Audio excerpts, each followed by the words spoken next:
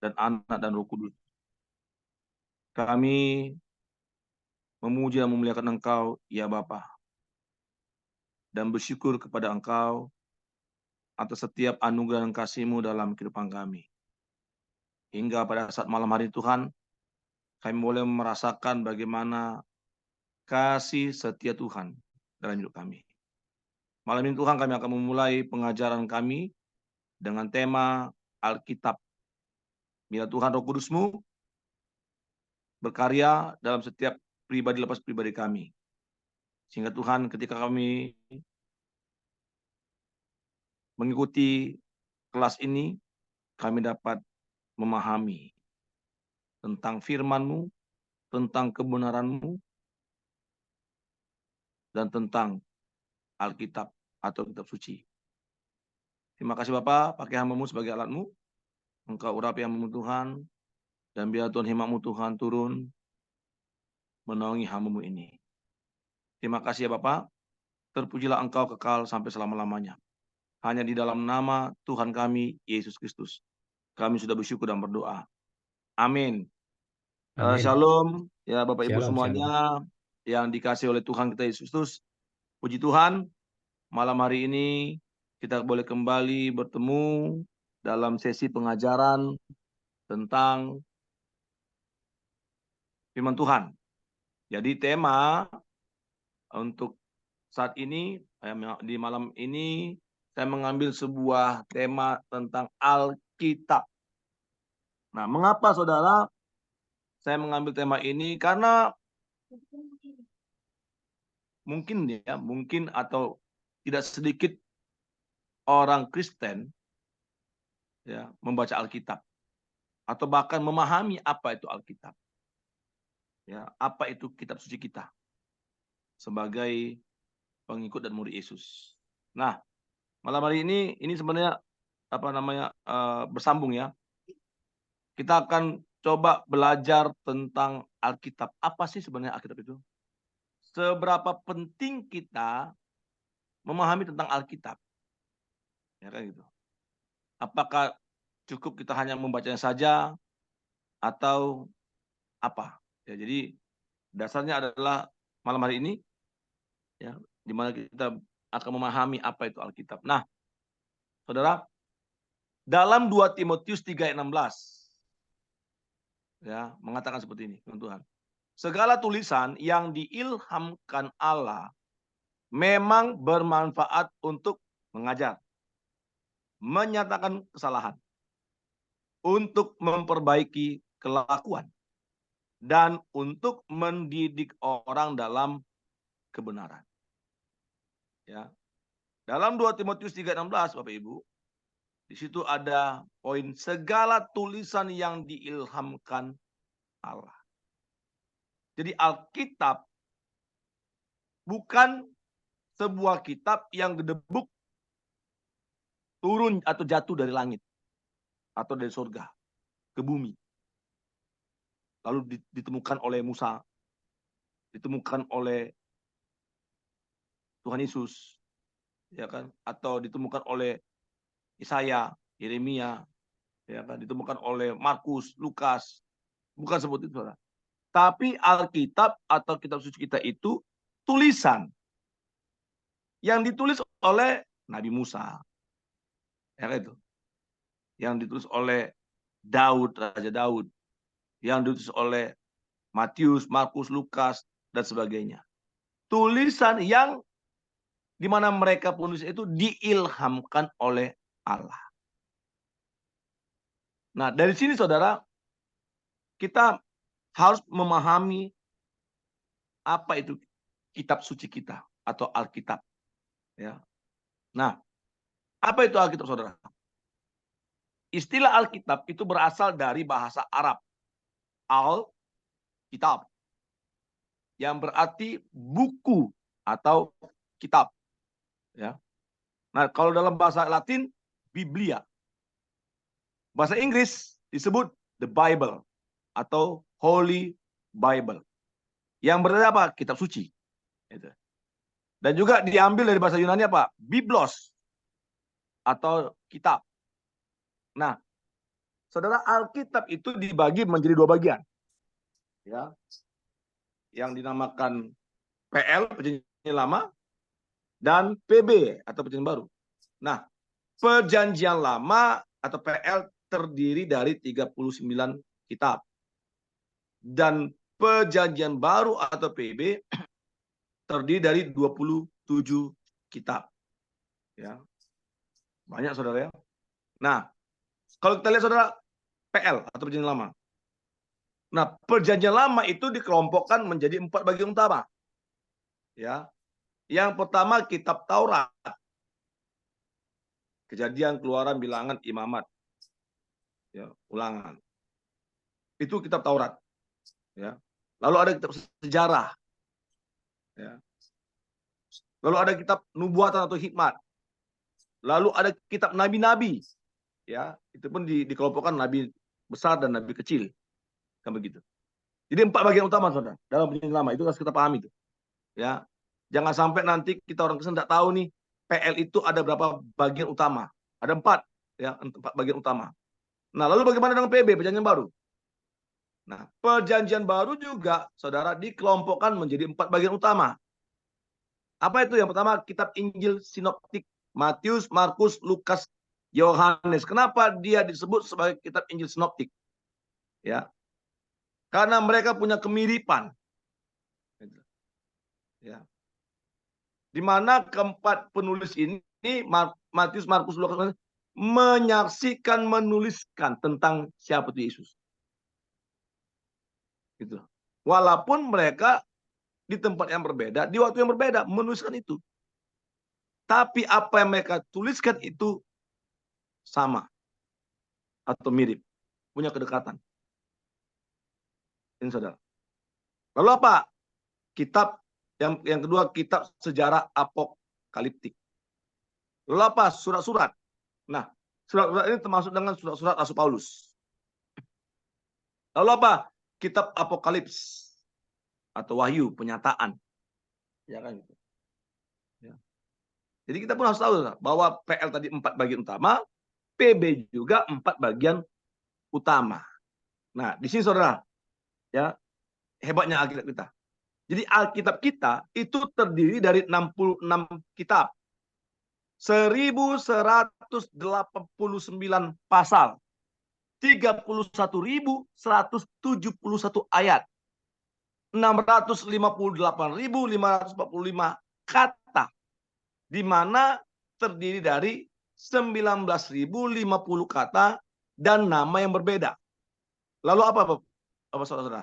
3.872.836 huruf dan ada 4.357 nama Allah disebutkan. Wah, ketika saya menulis, saudara, mencari referensi, saya terkejut, saudara. Begitu hebatnya Alkitab kita, saudara. Ya gitu. Makanya, saudara, saya pikir gini, wajar saja, ya kan gitu. Kita tidak bisa menghafal Alkitab titik koma, tanda seru, kata demi kata, karena banyak, saudara.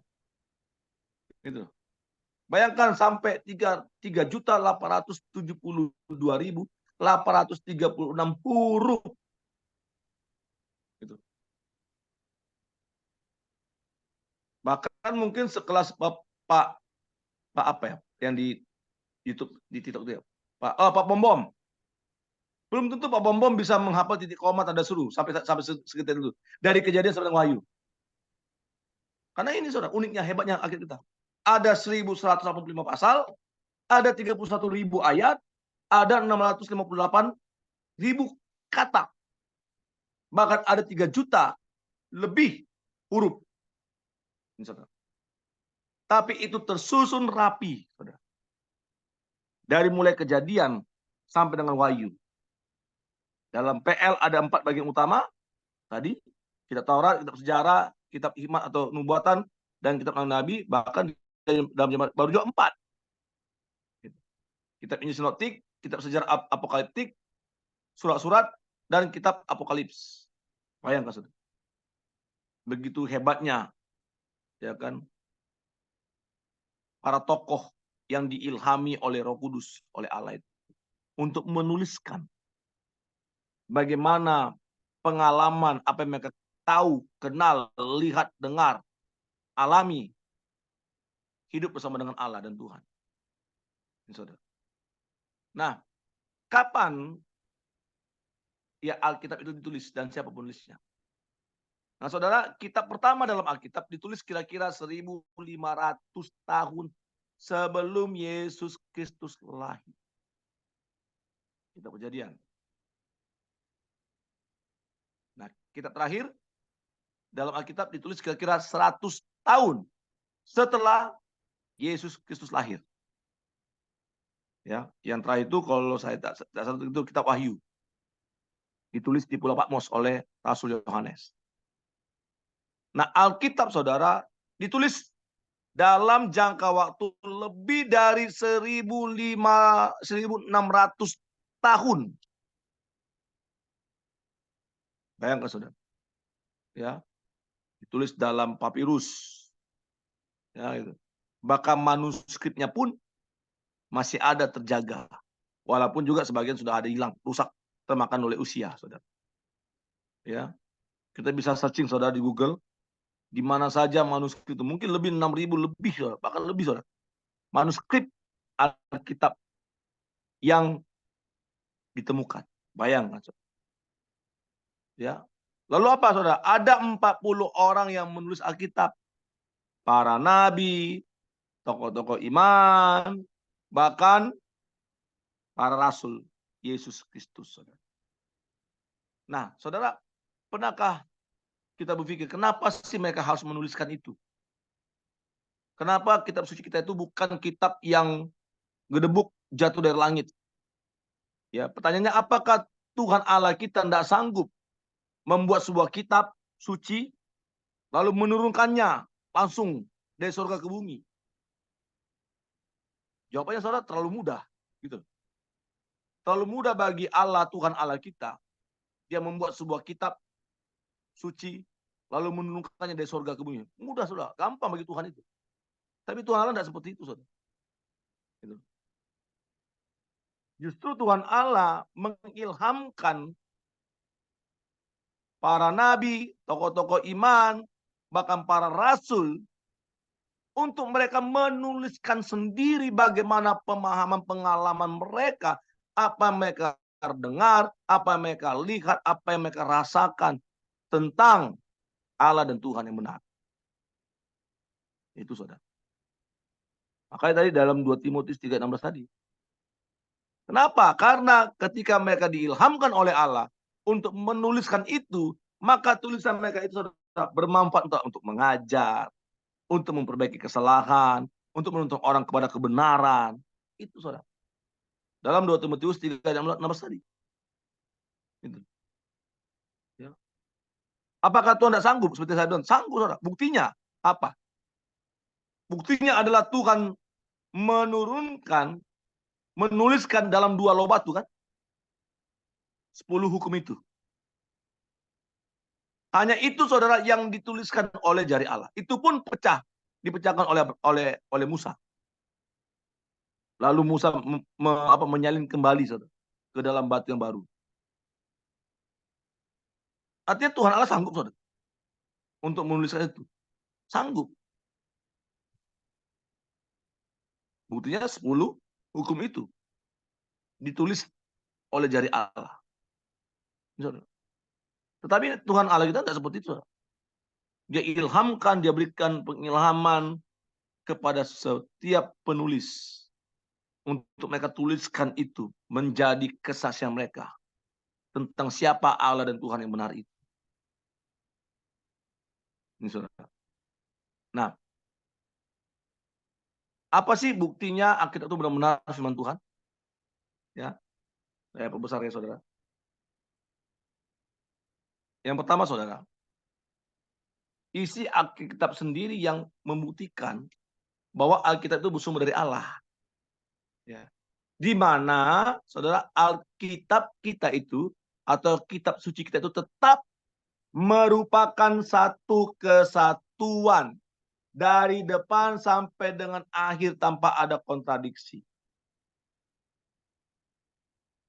Jadi mulai dari kitab Kejadian sampai dengan Wahyu itu merupakan satu kesatuan yang saling terikat, saudara. Makanya saudara, ya apa yang dituliskan dari dalam Alkitab itu tidak bisa putus, saudara. Itu nyambung semua. Kalau kita perhatikan, mulai dari ayat pertama sampai ayat terakhir pun nyambung, saudara. Nah, lalu ada pertanyaan, tapi Pak, kan ada kontradiksi. Kenapa ada orang mengatakan itu kontradiksi? Sebenarnya karena ketidakmengertian mereka. Sebenarnya tidak ada kontradiksi, saudara. Karena setiap penulis itu punya gaya berbeda, punya sudut pandang yang berbeda melihat sesuatu itu, saudara. Contohnya, ya kita lihat kalau dalam Perjanjian Baru itu silsilah Tuhan Yesus. Apa yang dituliskan oleh Matius dengan apa yang dituliskan oleh Lukas. Kalau orang lihat secara awam, kalau dia tidak mengerti, dia bingung. Kontradiksi. Kenapa di sini dikatakan ya bahwa dalam kitab Injil Matius pasal yang pertama, saya buka dulu ya. Ayat pertama, di sana dikatakan ya inilah silsilah Yesus Kristus, anak Daud, anak Abraham tuh sampai nanti di ayat yang ke-16. Yakub memperanakan Yusuf, suami Maria yang melahirkan Yesus yang disebut Kristus.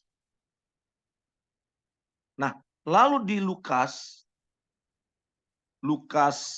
tunggu ya, pasalnya yang kedua, Pasal 3 Pak Bagus. 3. Ya. Iya, pasal 3. Oh, pasal 3 ayat yang ke Ya, 20 lebih itu, 23. 22 Ya. atau 23 ya. Ya, ini ya, 23. Dikatakan di ayat 23, ketika Yesus memulai pekerjaannya, ia berumur kira-kira 30 tahun. Dan menurut anggapan orang, ia adalah anak Yusuf, anak Eli. Loh, kok beda? Di situ Eli, di Matius tadi Yakub. Yakub memperanakan Yusuf, suami Maria. Kan begitu. Kok ini menurut anggapan orang, ia adalah anak Yusuf, anak Eli. Loh, bagaimana ini? Kok berlawanan? Kontradiksi. Nah, ini saudara. Sebenarnya tidak kontradiksi, saudara. Matius itu menuliskan silsilah dari Yusuf. Sedangkan Lukas menuliskan silsilah dari Maria. Jadi di sini dikatakan ia adalah anak Yusuf, anak Eli. Artinya bukan Eli itu bapaknya Yusuf. Bertentangan dengan yang di Matius, Yakub memperanakan Yusuf. Tapi bukan Yakub yang Israel ya, tapi Yakub. Karena memang banyak kemiripan sama nama Yakub itu. Gitu. Sebenarnya bapaknya Yusuf itu Yakub, bukan Eli. Nah, Eli ini sebenarnya adalah bapaknya, ayahnya Maria. Karena Lukas mengambil dari silsilah Maria. Matius mengambil silsilah dari Yusuf. Gitu. Karena di ayat 23 ya, dikatakan Yesus memulai pekerjaannya, ia berumur 30 tahun. Menurut anggap orang, orang menganggap bahwa Yesus itu anak Yusuf.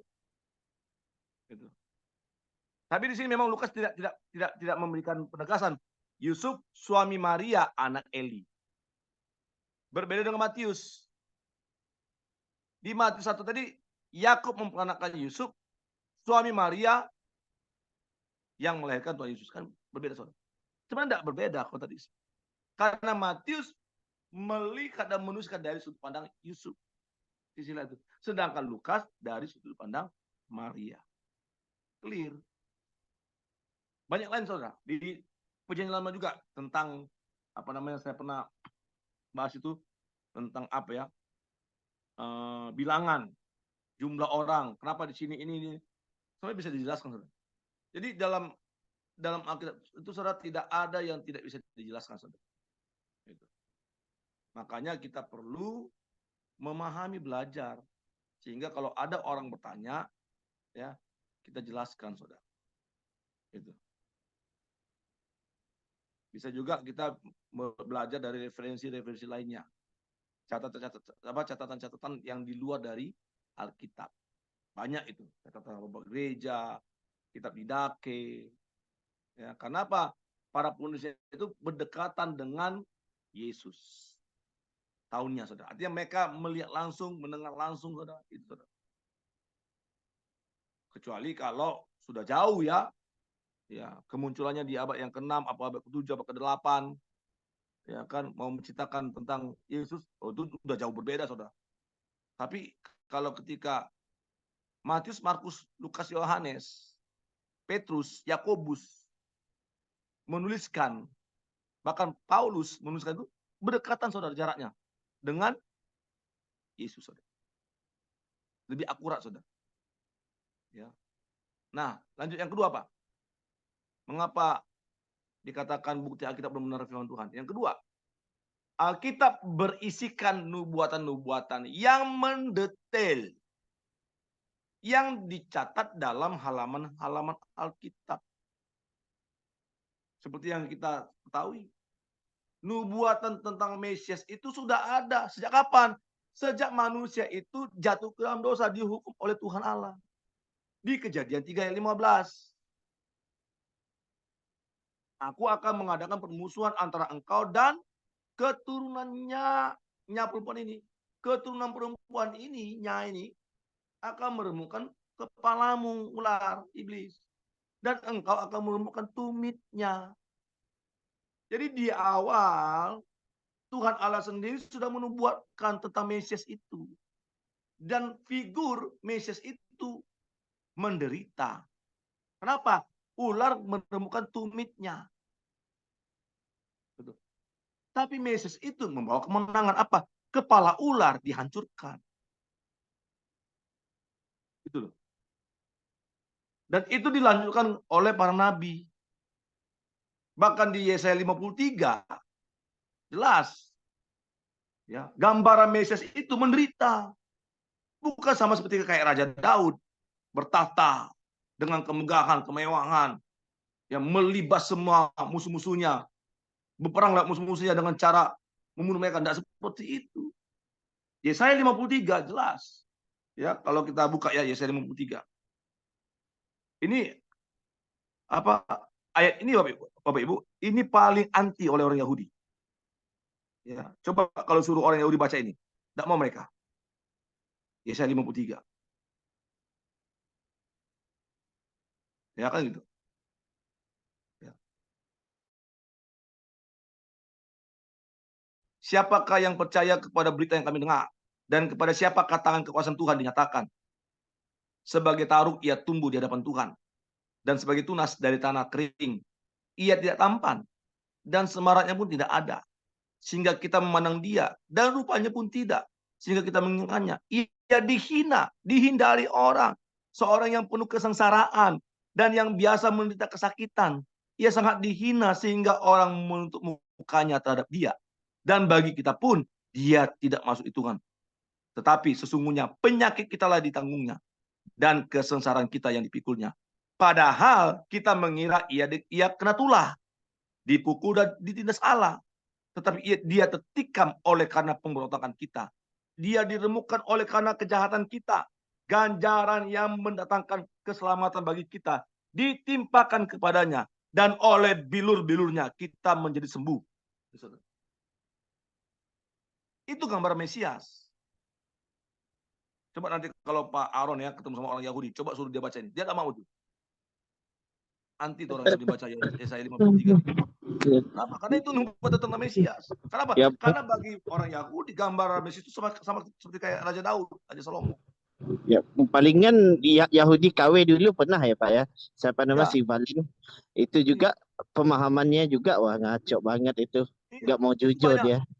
Itu saya lihat di YouTube itu banyak orang Yahudi itu ketika mau disuruh baca Yesaya 53 dia tidak mau. Iya, saya pernah nonton juga Pak Bagus ya. Iya. YouTube itu ada satu preacher ataupun satu orang Kristen dia di tempat publik buka Yesaya 53 itu dimarahin oleh orang Yahudi. Iya, itu. Karena itulah Bahkan sebenarnya itulah gambaran Mesias itu, Pak. ya Mesias bahkan memang harus menderita. ya bahkan pasal 52 langsung loncat ke 54. Mereka nggak mau baca 53 itu. Mereka langsung loncat itu. Tidak mau mereka baca 53 itu. Gitu loh. Nah itu. Jadi sebenarnya Bapak Ibu, itulah Alkitab kita. Gitu. Jadi berisikan nubuatan-nubuatan yang mendetail. Bahkan sosok figur Mesias itu yang bagaimana sih? Itu. Tadi kita bacakan, saya bacakan tadi, Yesaya 53. Menderita, dia dihina, dia ditikam. Gitu. Tapi oleh bilur-bilurnya kita sembuh. Oleh darahnya kita disembuhkan. Kita diselamatkan. Itulah gambar Mesias. Nah, lalu apa saudara? Lalu asal-usul ilahi dari Alkitab dapat kita lihat dari otoritas dan kuasanya yang khusus. Kadang Alkitab kita saudara punya otoritas. Karena tidak sembarangan orang menuliskan itu. Tidak bisa saudara. Lalu Pak, bagaimana dengan Injil Thomas? Injil Barnabas. Nah itu ya, itulah kitab palsu itu. Karena tidak ada kuasanya, otoritasnya tidak ada. Maka penulis itu siapa? Loh, tapi Pak, kenapa mereka memakai nama Thomas? Iya, supaya seolah-olah Rasul Thomas yang menuliskannya. Supaya seolah-olah Barnabas yang menuliskannya. Padahal tidak ada. Jadi mereka mengutip Thomas supaya meyakinkan bahwa Injil Thomas itu betul-betul ditulis oleh Rasul Thomas. Atau betul-betul Barnabas yang menuliskan Injil Barnabas itu. Sebenarnya tidak, saudara. Gitu. Tapi Alkitab kita dari Kejadian sampai dengan Wahyu, ya, dia punya otoritas. Dia punya kuasa yang khusus, saudara. Makanya saudara, kalau ada orang yang betul-betul buka hati baca Alkitab dari Kejadian sampai Wahyu, dia akan menemukan kebenaran, saudara. Itu saya banyak dengan kesaksian ketika ada kunjungan, ya, lalu ditinggalkan sebuah kitab suci Alkitab itu yang dari Gideon, ya kan gitu, atau yang dari LAI dibaca, akhirnya dia tahu, oh begini rupanya. Itulah kuasanya, saudara, otoritasnya itu. Bahwa kitab suci kita itu adalah firman Tuhan. Nah, lalu yang keempat, kesejarahan Alkitab. Ya, jadi kesejarahan dari Alkitab. Kenapa? Karena Alkitab itu memberikan detail dari peristiwa-peristiwa sejarah, dari peristiwa kebenaran, dari peristiwa keakuratannya yang dapat dibuktikan sebagaimana dokumentasi historis lainnya. Sebagai contoh, tempat Yesus lahir, Magdal Eder. Kalau diterjemahkan dalam bahasa Indonesia itu, ya, kandang domba. Sebenarnya menara domba. Tapi karena di Indonesia tidak ada menara domba, yang adanya kandang domba. Makanya tim LAI menerjemahkan Magdal Eder itu sebagai kandang domba. Gitu. Tapi kalau dalam budaya Yahudi, Magdal Eder, menara kawanan domba. Gitu. Itu ada sampai sekarang, saudara. Malah di situ kalau salah orang yang sudah pernah ke Israel itu ada gereja, ya, di situ. Gitu. Apalagi sebanyak, saudara, dari kesejarahan Alkitab. Bahkan arkeolog ketika dia menemukan, contohnya mereka klaim itu sebagai Prahunu. Dari mana literasinya? Dia baca Alkitab.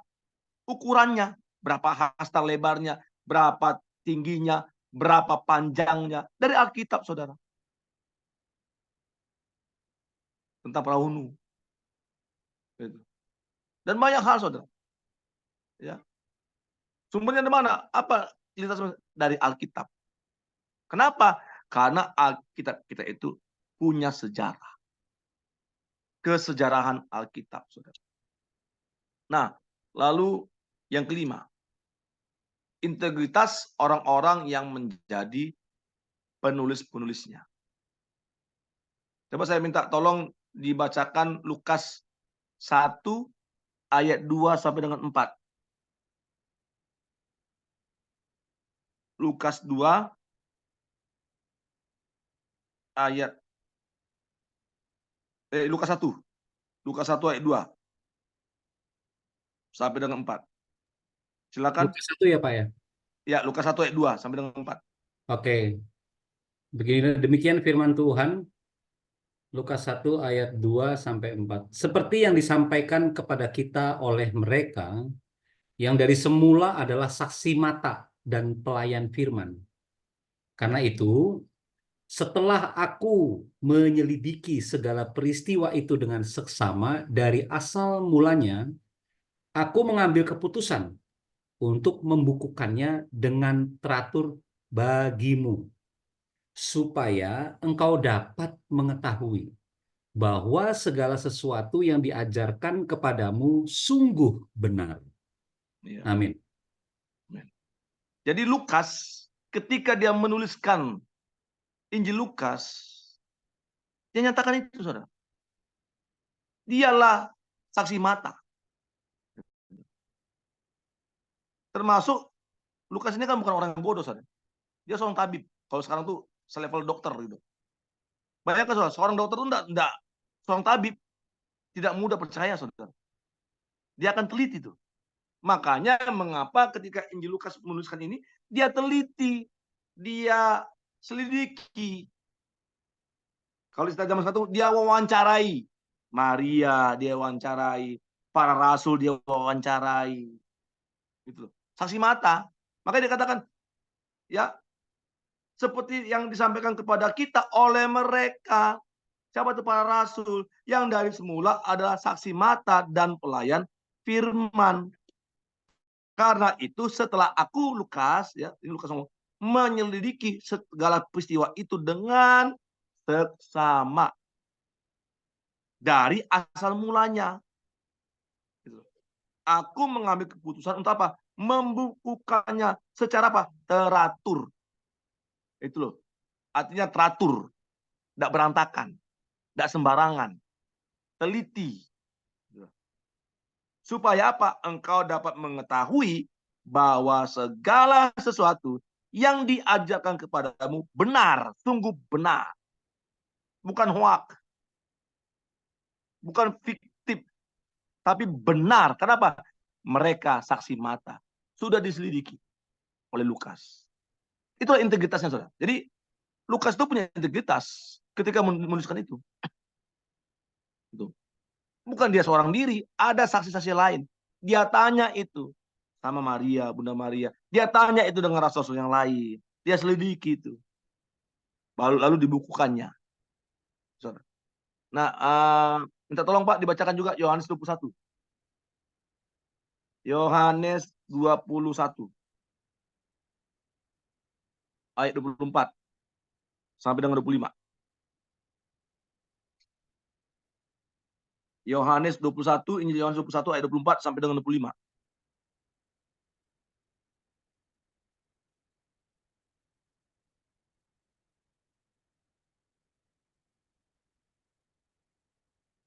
Silakan. Halo? Pak Bagus, maaf ya, karena saya sambil bekerja atas motor, jadi agak kerepotan untuk baca ini. Maaf Oke, ya. atau saya aja ya? Ya. Aja. Dialah murid yang memberi kesaksian tentang semuanya ini. Dan yang telah menuliskannya, dan kita tahu bahwa kesaksiannya itu benar. Siapa tuh? Yohanes, Rasul Yohanes. Salah satu murid yang dikasih oleh Yesus. Ring satunya, ya, yang istimewa. Karena gini, saudara, murid itu ada ring 1, ring 2. Ring 2 itu 70 murid. Yang sebagian besar ketika Yesus mengatakan dia akan ditangkap, disalibkan, mati, banyak mengundurkan diri. Kan gitu. Itu bagian itu ring 2, 70 murid. Nah, ring satunya 12 murid. Nah, di ring 1 itu ada 4 murid yang khusus. Petrus, Yohanes, Yakobus, Andreas. Nah, Rasul Yohanes yang menuliskan Injil Yohanes. Makanya dia katakan kesaksian tentang semua ini dan telah menuliskannya. Dan kita tahu bahwa kesaksiannya itu benar. Masih banyak hal-hal lain ayat 25 yang diperbuat oleh Yesus. Tetapi jikalau semuanya itu harus dituliskan satu persatu, maka agaknya dunia ini tidak dapat memuat semua kitab yang harus ditulis itu. Nah, itu integritas. Dua hal ini ya, saya ambil satunya dua aja. Lukas dan Yohanes. Nah, yang keenam, Alkitab tidak dapat dimusnahkan, saudara. Kenapa? Nah ini, Alkitab berkali-kali diserang dan berusaha dimusnahkan.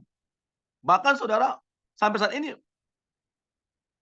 ada orang juga, beberapa orang yang menyerang terus iman Kristen, yang menyerang terus Alkitab, yang mengatakan Alkitab kamu itu udah diedit lah, sudah diubah lah, bahkan ada yang mengatakan dipalsukan lah. Tapi buktinya saudara, apakah bisa musnah? Apakah ketika serangan itu dilontarkan kepada kita, ada banyak orang Kristen yang meninggalkan imannya? Tidak, saudara. Jadi Alkitab itu saudara berkali-kali diserang dan berusaha dimusnahkan. Lebih sering dibandingkan dengan buku-buku lain dalam sejarah. Nah, salah satunya saudara, pada saat Kaisar Roma seperti Diokletian, sampai para diktator komunis dan orang-orang ateis dan penganut agnostik zaman modern, Alkitab bertahan dari segala serangan dan sampai sekarang masih merupakan buku yang paling banyak dicetak di seluruh dunia. Bahkan banyak orang yang meneliti Alkitab yang menamakan dirinya teolog, belum tentu Kristen, saudara. Banyak teolog itu bukan Kristen, ateis, agnostik, saudara. Tapi mereka meneliti kebenaran Alkitab, saudara. Bahkan tidak sedikit dari teolog-teolog dari ateis itu, saudara, yang menyerang Alkitab. Tapi apa? Rontok? Tidak. Musnah Alkitab? Tidak, saudara. Bahkan Bart Ehrman pun, ya, seorang teolog profesor, tidak bisa, saudara. Itu buktinya bahwa Alkitab itu tidak dapat dimusnahkan. Nah, lanjut ya. Lalu kita melihat apa sih kanonisasi Alkitab itu. Nah, saudara, ya Alkitab kita ini kan seperti saya katakan di awal, tulisan para nabi, tokoh-tokoh iman, para rasul.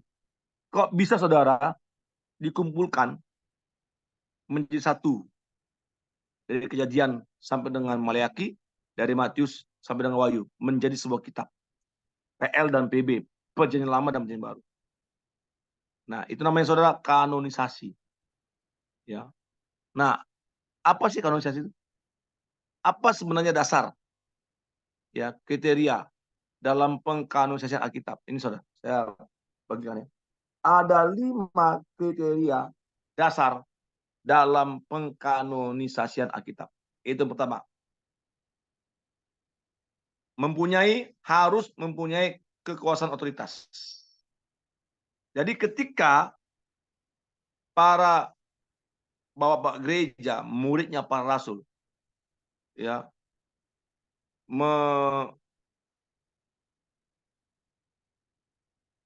mengkanonisasikan, menyatukan, mengumpulkan kitab-kitab suci itu, ya, tulisan-tulisan para nabi, rasul itu, saudara. Mereka melihat, saudara, apakah tulisan mereka itu punya kekuasaan otoritas? Apakah buku ini mempunyai kekuasaan otoritas? Apakah buku ini dapat dikatakan merupakan buku yang berasal dari Allah? Ini diteliti, saudara. Ya, karena banyak, saudara, kitab-kitab apokrif. Ya, seperti yang kata tadi, ada Injil Maria, Injil Yesus kecil, Thomas, Barnabas, surat-surat lainnya. Itu diteliti, saudara. Betul enggak itu? Bagaimana otoritasnya? Nah, ketika tulisan para nabi rasul itu punya otoritas dan berasal dari Allah, nah, mereka pisahkan itu dari yang apokrif. Itu, saudara. mereka kanonisasikan itu. Lalu yang kedua apa? Apakah tulisan itu atau kitab itu mengandung nubuatan? Itu. Apakah mengandung nubuatan? Apakah ditulis oleh hamba Allah, para nabi? Kira-kira kejadian ini ditulis oleh siapa? Oh, Musa. Diteliti lagi, saudara. Betul tidak Musa yang nulis ini? Oh iya, betul. Kumpulkan. Betul tidak ini yang ditulis oleh Matius? Siapa Matius itu? Siapa Lukas itu? Siapa Markus itu? Siapa Yohanes itu? Betul. Betul tidak itu? Oh betul. Dikanonisasikan. Apa nubuatannya? Digenapi tidak? Oh digenapi. Oh berarti nyambung nih. Ya kan? Dikumpulkan. Itu saudara. Ya enggak ujuk-ujuk langsung dikanonisasikan jadi kitab. Enggak seperti itu, saudara. Ya. Nah, lalu apa yang ketiga? Otentik. Apakah buku itu otentik? Apakah buku itu menciptakan kebenaran tentang Allah, manusia, dan sebagainya? Otentik enggak gitu? Ya, kalau otentik, kumpulkan di kanon. Kalau enggak, singkirkan, apokrif. Lalu apa? Dinamis. Apakah buku ini dinamis? Artinya apakah buku ini mempunyai kuasa mengubahkan hidup? Atau enggak ada kuasa? Atau justru malah, kok ceritanya bertentangan ya? Kok aneh ya ceritanya nih? Oh kok bisa ya? Loh, masa Yesus waktu bayi dia bisa berbicara? Betul enggak ini? Bicara? Oh enggak. Mana pernah Yesus waktu masih dalam kandungan dia ngomong? Begitu. Ya. Ternyata enggak benar. Begitu. Ya. Nah, ini saudara. Lalu apa? Diterima. Apakah buku ini dapat diterima oleh orang-orang yang pada mereka buku itu pertama kali dituliskannya? Apakah buku itu dapat dikatakan berasal dari Allah? Saudara. Jadi maka teliti itu. Diterima enggak ini tulisan ini? Oh enggak. Kenapa? Apa dasarnya? Apa alasannya? Ya. Karena Bapak Gereja itu muridnya para rasul, saudara. Jadi para rasul ya menerima pengajaran dari Yesus. Para rasul ini menurunkan kembali kepada para muridnya. Murid ini menurunkan kembali pada murid lagi gitu. Tidak terputus, saudara. Jadi terkonfirmasi gitu. Betul enggak ini ceritanya? Oh enggak, jangan terima, enggak boleh terima. Ini apa? Ini kacau nih, ini sesat nih, enggak layak nih. Dikanonkan, dipinggirkan, jadi apokrif. Itu saudara. Jadi enggak semudah itu para bapak-bapak gereja dulu mengkanonisasikan Alkitab. Mereka tuh ngumpul, saudara. Kayak ada sidang gitu, konsili. Lihat dulu, bedah dulu. Bagaimana ini? Gitu. Bagaimana otoritasnya tadi? Lanjut ya. Nah, kanonisasi Alkitab. Proses kanonisasi Perjanjian Lama itu sebenarnya saudara sudah terjadi pada masa Raja Yosia. Tahun 622 sebelum Masehi. Yang dikenal sebagai gerakan reformasi Deuteronomis. Nah, gerakan ini berhasil menghimpun dari berbagai sumber menjadi satu kumpulan Taurat atau Torah yang terdiri dari 5 kitab yang kita kenal kitab Musa, ya kan? Kejadian, Keluaran, Imamat, Bilangan, Ulangan. Yang kedua, kitab nabi-nabi ditambahkan kemudian oleh para imam yang dibuang ke pembuangan. Tahun berapa? Tahun 586 sampai 539 sebelum Masehi. Ya, yang disebut kitab nabi-nabi, Nevim. Terdiri dari mana? Nabi-nabi terdahulu, Yosua, hakim-hakim, Samuel, raja-raja, dan kumpulan kitab nabi-nabi terkemudian. Ya. Lalu bagian ketiga, kanon Alkitab Ibrani, Ketubim, ditambahkan setelah mereka pulang dari pembuangan. Kemungkinan besar pada zaman Imam Ezra dan Nehemia.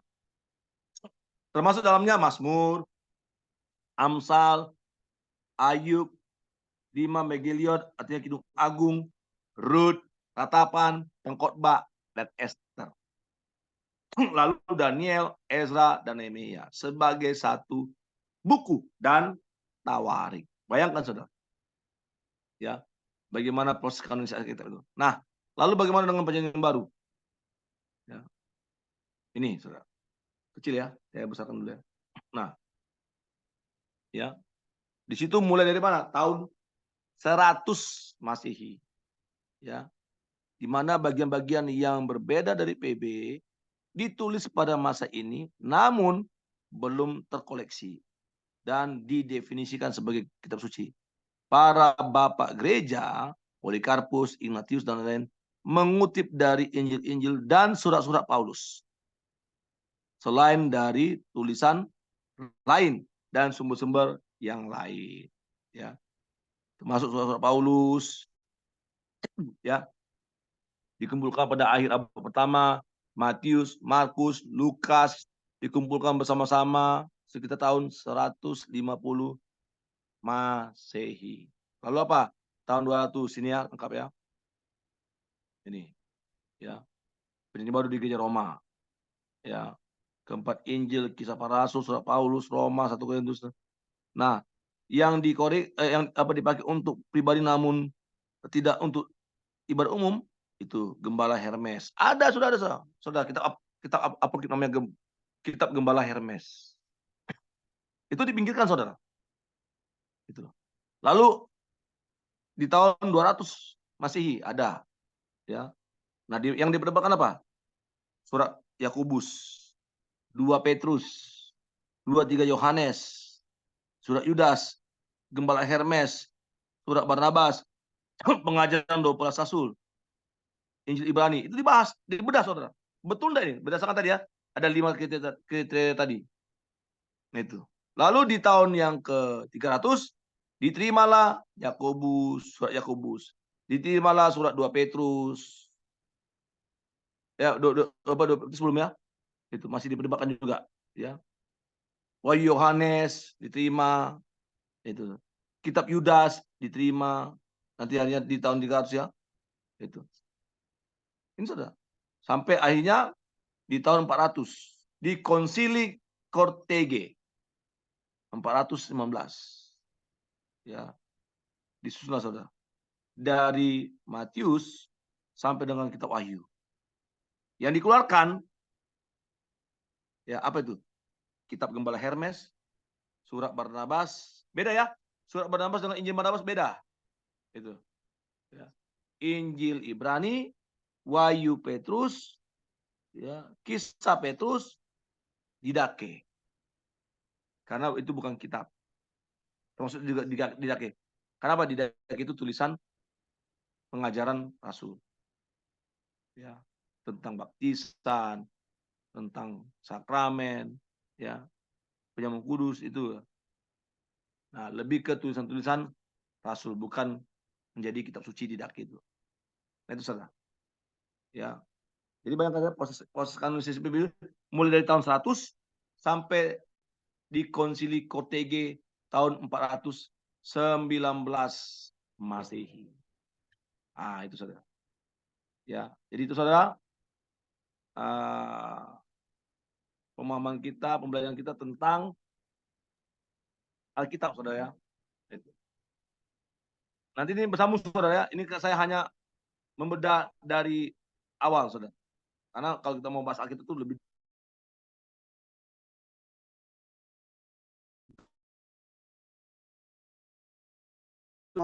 Ibu Lea atau siapa nih? Silakan kalau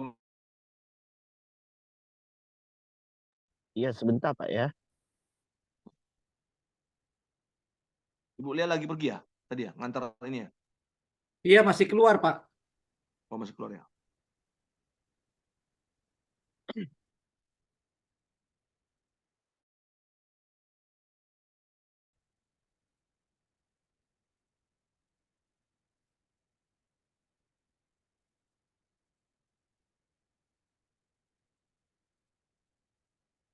Jadi saudara, ya kitab suci kita tuh Alkitab itu unik, saudara. Oke, ya Pak. Ya Pak Bagus, saya mau bertanya nih Pak Bagus ya. Kalau ada perbedaan itu yang pernah saya belajar itu dinamanya kan paradoks ya. Seolah-olah berkontradiksi, tetapi sebenarnya tidak. Karena seperti yang Pak Bagus bilang tadi, uh, gimana katanya ya, sudut pandang yang berbeda gitu. Mm. Tetapi gimana untuk menjelaskan ini, Pak Pak Bagus? Matius pasal 4 dan Lukas pasal 4, kedua-duanya peristiwa di mana Yesus itu dicoba, di mana kalau kita melihat Lukas dengan Matius, urutannya berbeda loh.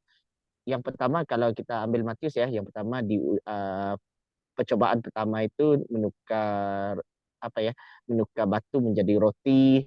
Yang kedua itu naik ke bukit ya kan. Yang ketiga itu Hubungan. naik ke gunung ya toh. Mm. Bait suci, naik ke gedung bait suci itu. Tetapi kalau di Lukas urutannya gini. Yang pertama adalah roti, batu menjadi roti, yang kedua bait suci, yang ketiga itu barulah gunung. Itu kira-kira gimana Pak untuk mengharmoniskan dia Pak? Ya. Karena gini, sama seperti tadi ya, Sisilah tadi. Karena memang Lukas melihatnya dari sudut pandang yang berbeda. Gitu. Ya. Ya. Kalau Lukas ini kan lebih detail. Dia lebih detail. Ya, gitu. Makanya di dalam Lukas 4 ya, saya coba buka di sini ya. Jadi saya bisa ini. Saya pakai 2 HP dulu. Biar bisa saya lihat dulu. Lukas 4 dengan Matius 4. Di mana peristiwanya yang sama tapi urutan peristiwanya yang berbeda. Matius 4 ya. Ya, Matius pasal 4 dan Lukas pasal 4. Oke. Ya. Nah, ya kan? Kita perhatikan aja mulai dari ayat pertama. Apa yang Matius tuliskan? Maka Yesus dibawa oleh Roh ke padang gurun untuk dicobai iblis. Sedangkan Lukas menceritakan secara detail loh. Yesus yang penuh dengan Roh Kudus. Gitu. Jadi bukan hanya Roh, tapi Roh Kudus. Kembali dari Sungai Yordan, lalu dibawa oleh Roh Kudus ke padang gurun. Jelas kan? Lebih detail Lukas. Gitu. Oke. Ya. Nah, di ayat yang ke-2 juga seperti itu. Kalau Matius hanya menuliskan puasa 40 hari dan 40 malam, maka akhirnya lapar. Tapi apa yang ditulis Lukas? Di situ ia tinggal 40 hari lamanya dan dicoba iblis. Selama di situ ia tidak makan apa-apa dan sesudah waktu itu ia lapar. Gitu. Ya. Lanjut ya tentang roti. Ya kan, jika engkau anak Allah, perintahkanlah batu menjadi roti. Ya. Sedangkan Lukas apa? Jika engkau anak Allah, suruhlah batu menjadi roti. Ya, tulis ya, lalu di Matius pasalnya yang ke-5, iblis membawa Yesus ke kota suci dan menempatkannya bait Allah. Ya. Nah, sedangkan di dalam